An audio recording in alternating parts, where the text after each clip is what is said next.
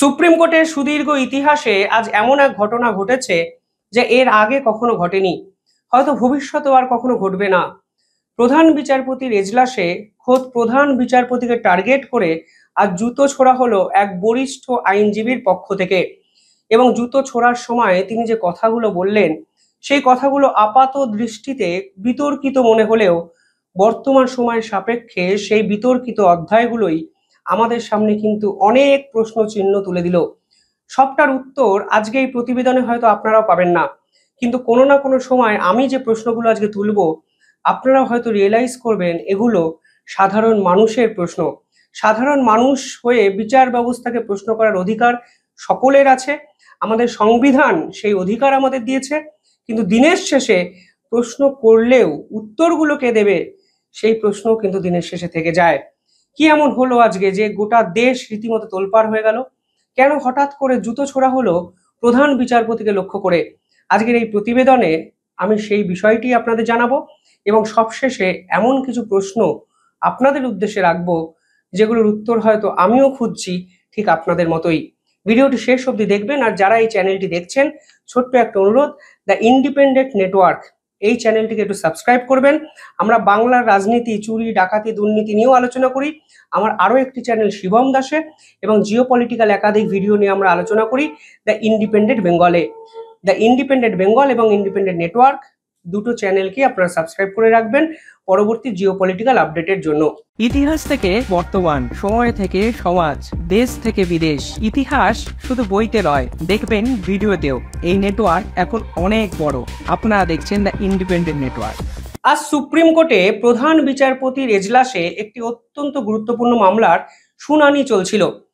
বিচারপতি হিসাবে উপস্থিত ছিলেন সেই এজলাসে দেশের প্রধান বিচারপতি বি আর গগৈ এবং জাস্টিস কে বিনোদ চন্দ্র। এই দুই বিচারপতি যখন একটি অত্যন্ত গুরুত্বপূর্ণ মামলা শুনছিলেন, তখন এক আইনজীবী এজলাসে ঢুকে পড়েন এবং এজলাসে ঢুকে প্রধান বিচারপতিকে টার্গেট করে জুতো ছুঁড়তে শুরু করেন। এবং জুতো ছোড়ার সময় তিনি চিৎকার করে বলেন, সনাতন কা অপমান নেহি সহেগা হিন্দুস্তান, অর্থাৎ সনাতন ধর্মের অপমান ভারতবর্ষ আর সহ্য করবে না। এবং প্রশ্ন উঠে যায়, কেন প্রধান বিচারপতিকে টার্গেট করা হলো? প্রধান বিচারপতি কি ভারতের সনাতন হিন্দু ধর্মকে নিয়ে এমন কিছু বলেছিলেন যা এই আইনজীবীরা মেনে নিতে পারেননি? প্রথমত, কোনো বিচারপতিকেই ব্যক্তিগত স্তরে এই ধরনের জুতো ছোড়া এর আমি সমর্থক নই। আমি মনে প্রাণে বিশ্বাস করি বিচার ব্যবস্থায় বিচারপতিরা আছেন বলেই এখনো সাধারণ মানুষ কিন্তু স্বপ্ন দেখতে পারে। বিচারপতিরা ভগবান হয়তো নয়, কিন্তু বিচারপতিরা আছেন বলেই এখনো কিন্তু সাধারণ মানুষ সমাজের অন্ধকার অংশগুলোর বিপক্ষে রুখে দাঁড়াতে পারে। ঠিক সেখানে দাঁড়িয়ে বিচারপতির দিকে জুতো ছোড়া নিঃসন্দেহে সমর্থনযোগ্য নয়। পাশাপাশি বিচারপতিরা এমন যদি কিছু কথা বলেন যে কথা সাধারণ মানুষের সেন্টিমেন্টে হার্ট হয়, তাহলে সাধারণ মানুষ হয়ে তারাই বা কার কাছে যাবে? এই প্রশ্নও কিন্তু সমান্তরালভাবে আজকে উঠতে বাধ্য। এই দুই বিচারপতি একটি অত্যন্ত গুরুত্বপূর্ণ মামলা শুনছিলেন, যে মামলার পিটিশনারের নাম ছিল রাকেশ দালাল। এই রাকেশ দালালের একটি মামলা, যে মামলা ইটসেলফ একটি বিতর্কিত সাবজেক্টকে কেন্দ্র করে। এই রাকেশ দালাল কি আবেদন করেন? রাকেশ দালাল আবেদন করেন জাভেরি মন্দিরের একটি 7 ফুট রামের যে মূর্তি, সেটিকে উদ্ধার করা হোক বিচার ব্যবস্থার সাহায্য নিয়ে। এই মূর্তিটি নাকি মুঘল আমলের সময় নষ্ট বা বিকৃত করে দেওয়া হয়েছিল। এখন যদি বিচারপতিরা নির্দেশ দেন, তাহলে 7 ফুট রামের, ভগবান রামের সেই মূর্তিটিকে নতুন করে উদ্ধার করা সম্ভব। এই একটি মামলায় প্রধান বিচারপতি একটি বিতর্কিত মন্তব্য করেছেন বলে বিভিন্ন জায়গায় খবরেও কিন্তু প্রকাশিত হয়েছিল। এবার এই মামলার সাপেক্ষে 16ই সেপ্টেম্বর 2025-এ প্রধান বিচারপতি একটি মন্তব্য করেন। প্রধান বিচারপতি গিয়ে বলেন, এই পার্টিকুলার জায়গাটি বা বিষয়টি এএসআই এর এখতিয়ারভুক্ত। যাও, তুমি এখনই তোমার দেবতাকে গিয়ে কিছু করতে বলো। তুমি পিটিশনে লিখেছো যে তুমি ভগবান বিষ্ণুর ভক্ত, তাই এখনই গিয়ে প্রার্থনা করো এবং মনে রেখো ওটি একটি প্রত্নতাত্ত্বিক স্থান, অর্থাৎ এএসআই এর একটি নির্দিষ্ট জায়গা যেখান থেকে এই মূর্তিটি উদ্ধার করার জন্য তুমি আবেদন করেছো। এবার এই পুরো বিষয়টি একটা বিতর্কিত জায়গায় কিন্তু চলে যায়। প্রধান বিচারপতি পরবর্তীকালে যদিও বলেছেন তিনি কারুর ভাবাবেগে আঘাত করতে চাননি, কিন্তু go and pray to lord Vishnu, এই যে লাইন যে তোমাকে ভগবানের কাছে গিয়ে প্রার্থনা করতে হবে, তুমি যাও বিষ্ণুর কাছে গিয়ে প্রার্থনা করো যেন এই মূর্তিটিকে উদ্ধার করা যায়, এই সংক্রান্ত একটি বিষয়ে কিন্তু ক্ষুব্ধ হয়ে যান এক শ্রেণীর মানুষ। এবং আজকে মনে করা হচ্ছে যিনি প্রধান বিচারপতির উপর হামলা করেছেন তিনি এটিকেই সনাতন ধর্মের অপমান হিসাবে চিহ্নিত করেছেন। যিনি হামলা করেছেন তার কাছে সুপ্রিম কোর্টের আইনজীবীর একটি কার্ড পাওয়া যায়।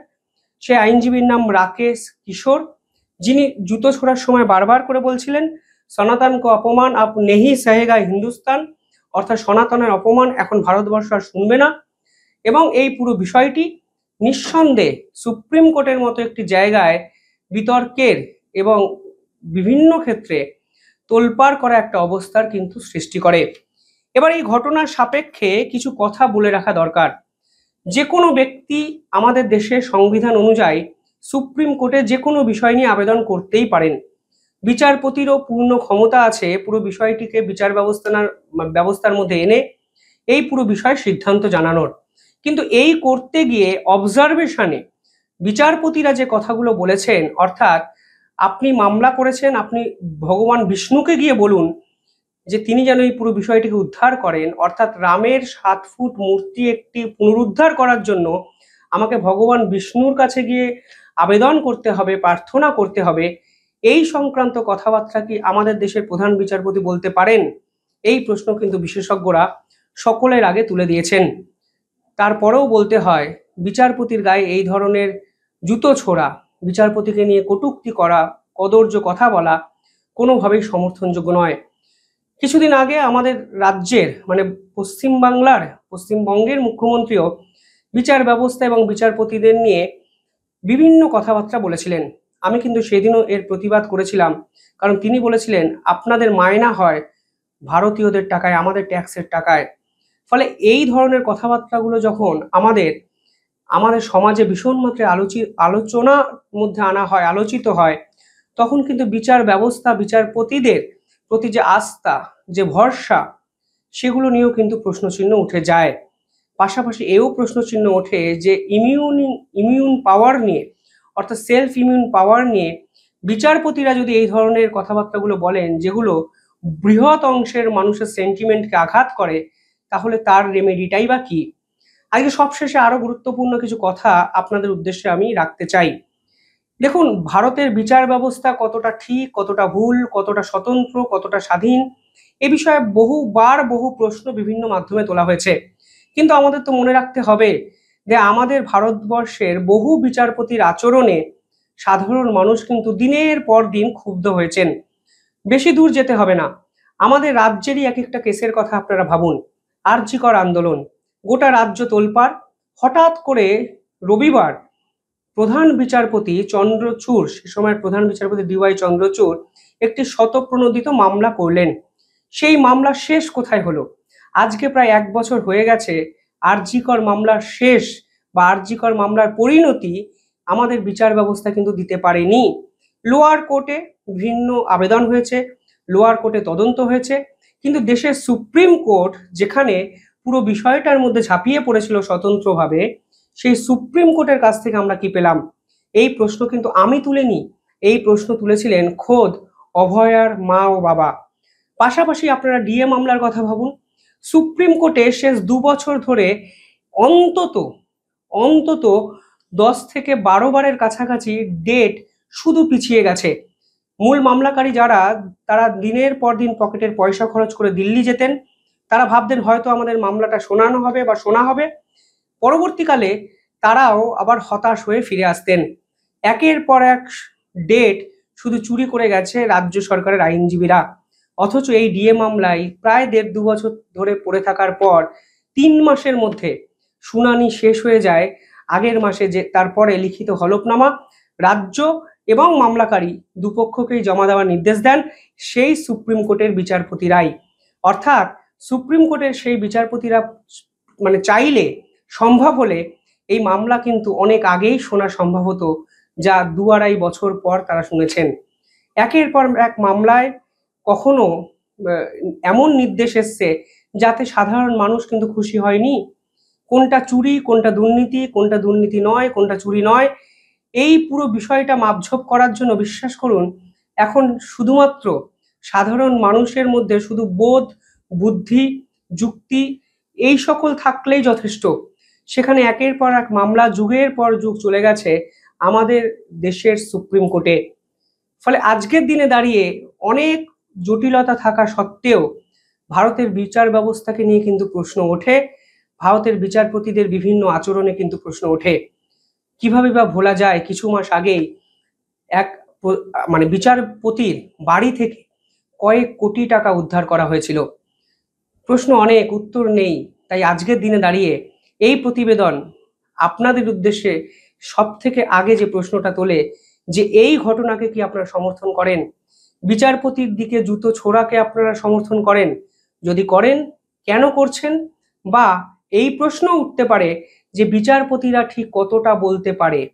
সত্যি কি সনাতন ধর্মকে আঘাত করার কোনো ক্ষমতা বিচারপতিদের কেউ দিয়েছে? নাকি বিচারপতিরা ইচ্ছা করলেই যাকে নিয়ে যা ইচ্ছা মন্তব্য করতে পারেন? এই প্রশ্ন কিন্তু আজকের এই ঘটনা তুলে দিল।